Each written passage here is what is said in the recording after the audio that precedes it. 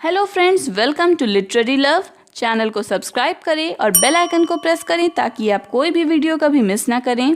साथ ही अब आप हमें फेसबुक पे भी फॉलो कर सकते हैं। फ्रेंड्स, आज की वीडियो में हम बात करेंगे फेमस इंग्लिश राइटर जॉन गैल्सवर्दी की एक प्ले के बारे में जिसका नाम है स्ट्राइफ। इसे 1909 में पब्लिश किया गया था। ये एक 3 एक्ट प्ले है और साथ ही ये गैल्सवर्दी की सबसे सक्सेसफुल प्ले भी मानी जाती है। फ्रेंड्स, इस प्ले में एक बहुत ही स्पेशल थीम को डिस्कस किया गया है, वो है क्लास कॉन्शियसनेस। यानी किस तरह जो अपर क्लास होते हैं और जो लोअर क्लास होते हैं उनके बीच में क्लैश होता है। यहाँ पर जो सिचुएशन है वो एक फैक्ट्री की है और फैक्ट्री में जो बोर्ड ऑफ डायरेक्टर्स हैं और जो वर्कर्स हैं उनके बीच में झगड़ा है, एक स्ट्राइक चल रही है और इसी पर ये पूरी प्ले बेस्ड है। फ्रेंड्स, जॉन गैल्सवर्दी एक इंग्लिश नॉवेलिस्ट और प्लेराइट थे। उनका जन्म हुआ था 14 अगस्त 1867 में और उनकी डेथ हुई थी 31 जनवरी 1933 में। साथ ही उन्हें 1932 में नोबेल प्राइज़ इन लिटरेचर भी मिला था। उनकी नोटेबल वर्क्स में the Forsyte saga, a modern comedy and end of the chapter ये सभी शामिल हैं। तो चलिए फ्रेंड्स, अब प्ले को समझते हैं। फ्रेंड्स, इस स्टोरी की शुरुआत होती है ट्रिनार्था टिन प्लेट वर्क्स नाम की एक फैक्ट्री से, जहां कई महीनों से स्ट्राइक चल रही है। जो बोर्ड ऑफ डायरेक्टर्स हैं और जो वर्कर्स हैं उनके बीच में बात नहीं बन पा रही और इसलिए ये जो स्ट्राइक है ये बहुत लंबी चल रही है, इसे सॉल्व नहीं किया जा पा रहा है। साथ ही जो यूनियन है जो वर्कर्स के सपोर्ट में रहता है उसने बहुत कोशिश की कि इन दोनों ही क्लासेस में यानी इन डायरेक्टर्स में और वर्कर्स में कोई सुलह हो जाए, लेकिन दोनों ही अपनी अपनी शर्तों पर अड़े हुए हैं और जो यूनियन की बातें हैं उसे नहीं मान रहे हैं। इसलिए अब इसका असर क्या हो रहा है कि जो वर्कर्स हैं वो बहुत सफ़र कर रहे हैं, उनकी फैमिली की कंडीशन, इकोनॉमिक कंडीशन पुअर होती जा रही है और साथ ही जो डायरेक्टर्स हैं उन्हें इस बात का टेंशन है कि क्योंकि फैक्ट्री में काम नहीं हो रही तो प्रॉफिट जो है वो धीरे धीरे कम होती जा रही है और बहुत ही जल्दी जो स्टेक होल्डर्स हैं फैक्ट्री में वो कंप्लेन करना शुरू कर देंगे। अब ये जो इस कंपनी के डायरेक्टर्स हैं ये मिलकर इस कंपनी के मैनेजर के घर पर एक मीटिंग करते हैं और इस मैनेजर का नाम है मिस्टर अंडरवुड। साथ ही यहाँ पर ये जो ट्रेड यूनियन है उससे भी एक रिप्रेजेंटेटिव भेजा गया है इन डायरेक्टर्स और वर्कर्स के बीच के प्रॉब्लम्स को सॉल्व करने के लिए, जिसका कि नाम है साइमन हार्नेस। अब यहाँ पर ये मीटिंग चल रही होती है और साइमन हार्नेस कहता है कि वो जो वर्कर्स हैं उनकी बातों को, उनकी शर्तों को कम करने की कोशिश करेगा, लेकिन डायरेक्टर्स जो हैं उन्हें यूनियन की बात माननी पड़ेगी, तभी कोई सेटलमेंट निकल सकता है। लेकिन इस जगह पर यहाँ जो इस कंपनी का चेयरपर्सन है जिसका नाम है जॉन एंथनी, वो इस बात के लिए बिल्कुल मना कर देता है। वो कहता है कि वो लेबरर्स की या वर्कर्स की जो शर्तें हैं उन्हें एक्सेप्ट नहीं करेगा। ये जो जॉन एंथनी है ये ओल्ड स्कूल ऑफ बिजनेसमैन से बिलोंग करता है, यानी बहुत ही पुराने ख्यालातों वाला है और इसका मानना है कि जो मालिक है वो मालिक होता है और नौकर नौकर होता है। दोनों की पोजीशंस बिल्कुल अलग हैं। मालिक कभी नौकर के सामने झुक नहीं सकता। तो इसी बात का यहाँ पर असर देखने को मिल रहा है कि इस स्ट्राइक की कोई सेटलमेंट नहीं हो पा रही है। इसका एक मेन कारण यही है, जॉन एंथनी। अब ये मीटिंग जो है ये बिल्कुल बेकार चली गई क्योंकि जॉन एंथनी जो है वो मानने को तैयार नहीं है। उसका कहना है कि उसने अपनी 32 साल के करियर में ऐसी 4 स्ट्राइक्स को रोका है और उसका विश्वास है कि अगर जो डायरेक्टर्स हैं वो कुछ देर और टिके रहेंगे तो ये जो वर्कर्स हैं ये सेटलमेंट कर लेंगे, खुद ब खुद इनकी शर्तों को मान लेंगे। अब फ्रेंड्स, ये जो वर्कर्स हैं इनकी हालत थोड़ी ख़राब होती जा रही है, लेकिन जो इनका लीडर है जिसका नाम है डेविड रॉबर्ट्स, ये इन्हें बड़ा मोटिवेट करता है।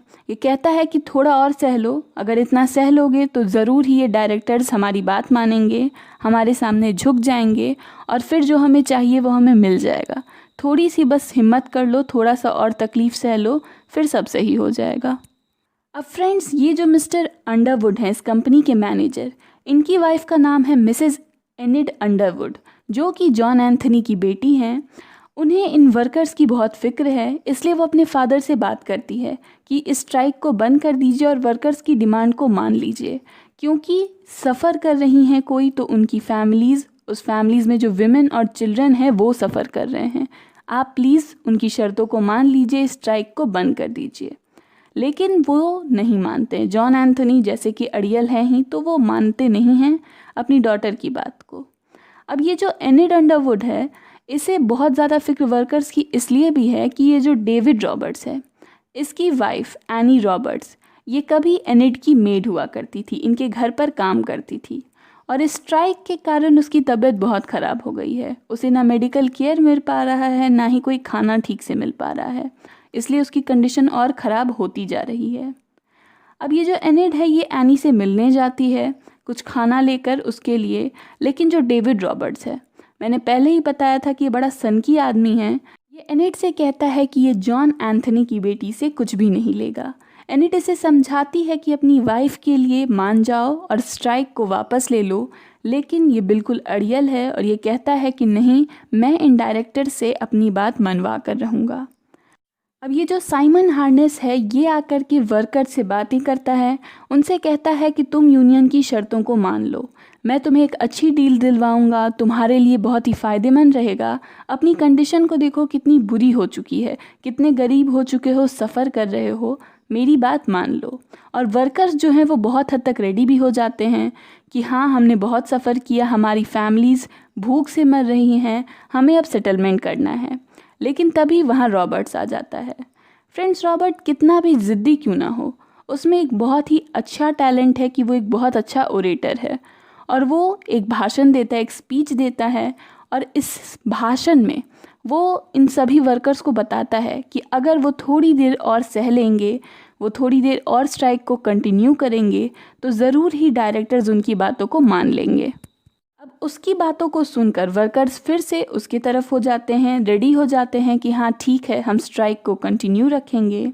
मगर तभी वहाँ पर एक यंग वुमेन आती है और आकर रॉबर्ट्स को बताती है कि उसकी वाइफ की डेथ हो गई, यानी ये जो एनी रॉबर्ट्स है, इसकी डेथ हो गई।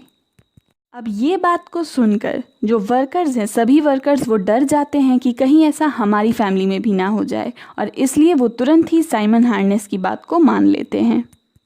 अब वहीं दूसरी तरफ ये जो एनिड है, एनिड अंडरवुड, ये एडगर एंथनी से बात कर रही है, जो कि इसका भाई है और जॉन एंथनी का बेटा है।